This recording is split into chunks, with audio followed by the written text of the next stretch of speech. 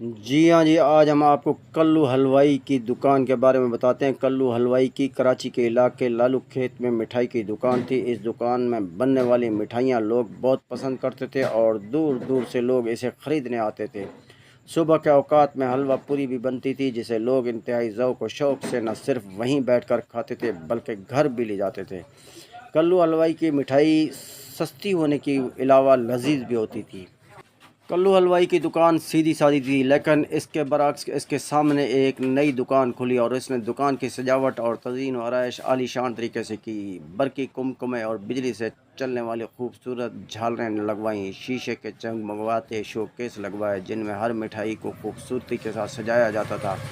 इस दुकान की शान और शौकत देखकर लोगों ने कल्लू हलवाई की दुकान के बजाय दूसरी दुकान से मिठाइयाँ खरीदनी शुरू कर दी, जिसकी वजह से कल्लू की दुकान खाली नजर आने। ये सिलसिला कुछ ही दिनों तक चला और ख़रीदार वापस कल्लू की दुकान की तरफ पलटना शुरू हो गए। कल्लू इस बात से बहुत हैरान था। आखिर एक रोज़ उसने अपनी दुकान के एक पुराने गाहक से इस बारे में पूछ ही लिया।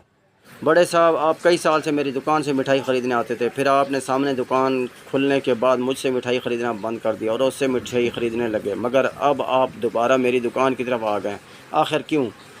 बुज़ुर्ग कल्लू की बात सुनकर मुस्कुराए, फिर बोले, कल्लू मियाँ, हमने दुकान की शान और शौकत और ख़ूबसूरती देखकर वहाँ का रुख किया था, लेकिन उसकी मिठाइयों में वो ज़ायक़ा नहीं था जो तुम्हारी मिठाइयों में ज़ायक़ा है। उस दुकान की मिठाइयों की मिसाल तो ऐसी है कि ऊंची दुकान फीका पकवान। दोस्तों, ऊंची दुकान फीका पकवान की वीडियो अगर आपको अच्छी लगी हो तो मेरी वीडियो को लाइक कर दें। यूट्यूब चैनल रऊफ़ इन्फो 61 को सब्सक्राइब कर दें। जुड़े रहिए मेरे चैनल के साथ। बहुत बहुत शुक्रिया। अल्लाह।